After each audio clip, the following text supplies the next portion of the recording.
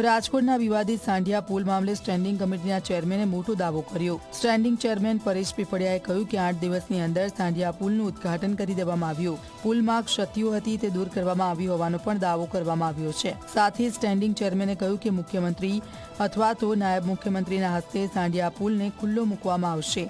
સાંઢિયા પુલમાં હવે તારીખ પે તારીખ નહીં કરવી પડે તેવો ચેરમેનનો દાવો છે।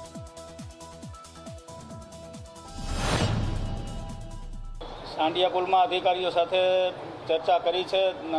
થોડોક જ દિવસનું કામ બાકી છે, એમનો ફાઇનલ રિપોર્ટ આવી જાય કામનો। પાછા એકવાર અમે વિઝિટ કરવા જવાના છીએ અને વિઝિટ કર્યાના થોડાક જ દિવસમાં સાંઢિયા પુલનું ખાતમુહૂર્ત થઈ જાય, લોકાર્પણ થઈ જશે। લગભગ 2 કે 3 દિવસમાં કામ પૂર્ણ થઈ જશે।